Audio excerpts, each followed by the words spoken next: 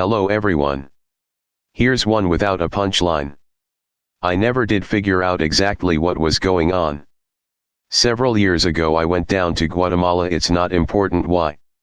The only thing you need to know is that me and a few others were going to be meeting one-on-one with a bunch of locals over about 2 weeks. Me and a colleague, she's not important. I discover early on that many of the women we talk to are scared to go to the hospital.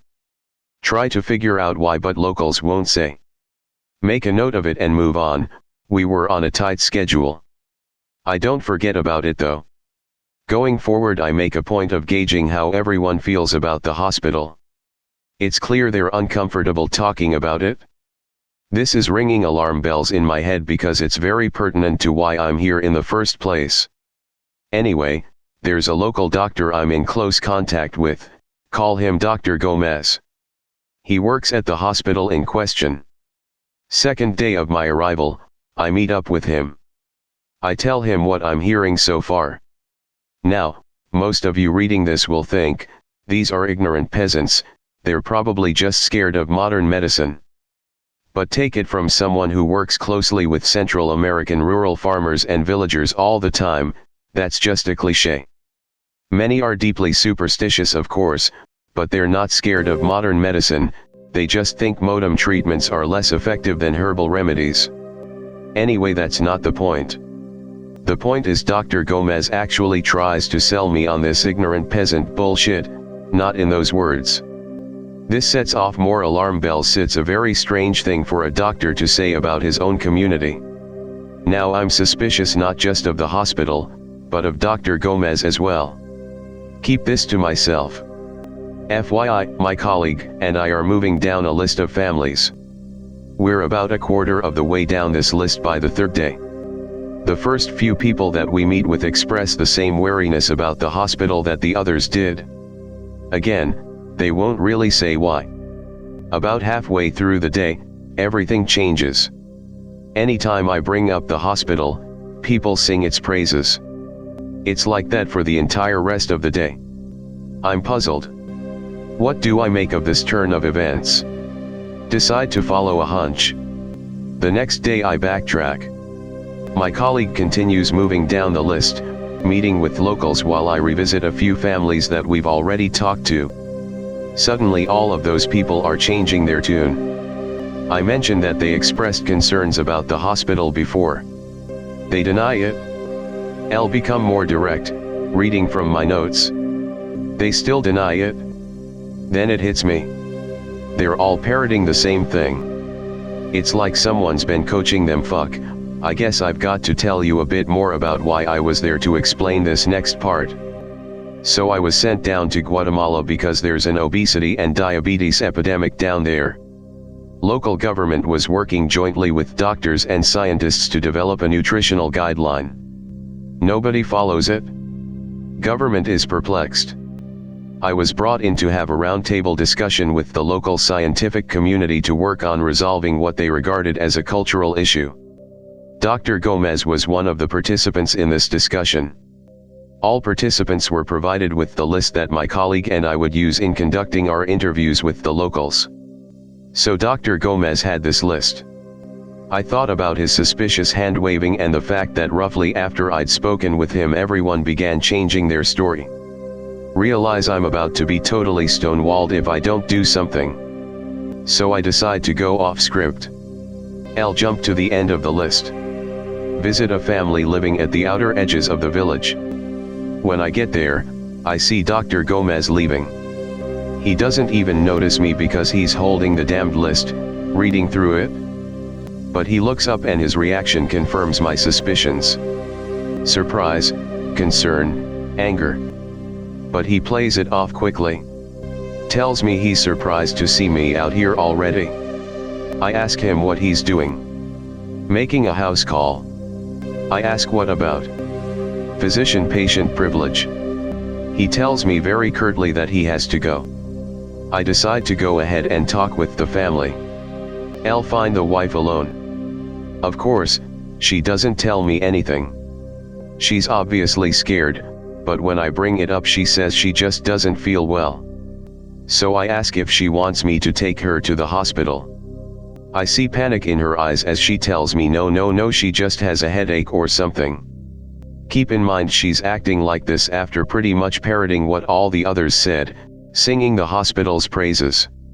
Something's going on here and it's getting buried, I can feel it. That night, I'm in my room, staying in a small house with my colleague. I'm thinking through my interviews and looking through my notes. It's very late and I should be in bed when I hear footsteps outside my window. I'll glance outside but nobody's there. By this point my suspicions have kind of got my anxiety heightened. I'm a researcher after all, and part of my training involves knowing when you're stepping on people's toes. I could sense that when I ran into Dr. Gomez earlier today. I'm wondering if maybe there's something bigger here than I realized. I hear some movement at the front door. I get up and slowly make my way over to it. Through the gap at the bottom, I see someone's shadow. Then it walks away. Footsteps recede. Soon it's silent. I don't open the door right way. But when I feel it's safe, I check outside. A strange item is lying on the ground. I'm not sure what I'm looking at first, looks kind of like a homemade doll. But it's not. It's actually a handful of sticks, all sharpened to a point, each -6 inches long, tied together with a piece of twine. About to pick it up when I realize that a couple of the sticks are actually bones. I don't know much about anatomy but it looked like maybe a forearm bone like an ulna, that had been snapped in 2 pieces and bound up with the rest of the sticks. This weird little bundle also has writing all over it. Look closer. They're not words, but ideograms or hieroglyphs. Some of the characters actually resemble Chinese. I'm describing all of this just to give you an image, but the important thing is what was underneath. Hard to tell in the dark, but pretty sure it was a pool of blood. I heard movement again and I looked around. Couldn't see much of anything. Decided to leave the thing there. Go back inside. Figure I'll tell my colleague before we leave the house the next morning so she doesn't freak out. I do this. But when I go to show her the item, it's gone. My colleague thinks I'm playing a trick on her. Elle insists that I saw what I described to you. She has a hard time believing me. Understandable. There isn't even a stain where I said I saw blood. In the end she just shrugs and says we should forget about it. Fast forward.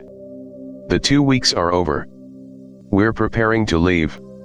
In the end I never discovered why the locals were frightened of the hospital. Since they changed their tune I couldn't even mention it in my policy recommendation. So I wrote some report on cultural competency urging the scientific community to engage with locals on 1-1 in the hopes that something would come to light. Elle never heard anything more on the matter. But I talked to my colleague a few months later. Brought up the weird item. She said she'd been meaning to tell me something. That morning, when I told her about the item. Afterwards, we'd resumed our work, visiting dozens of locals. She was especially eager to finish up our final report. But during that time, in a few different houses, she noticed items like the one I described to her. Some were pretty different but some were almost identical. She saw clumps of dirt and moss tied together.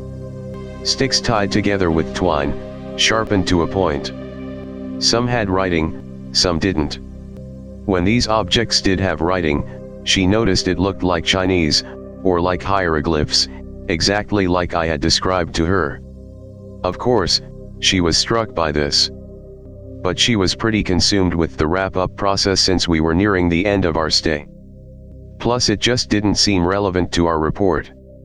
Still, she jotted down notes about these items just in case. Later, after we left, she looked over her notes and made a weird discovery. These items were all concentrated within a specific area. Every single household was sitting more or less in the perimeter of the hospital. A big circle all the way around. She believed this was likely a coincidence. I still don't know what to think.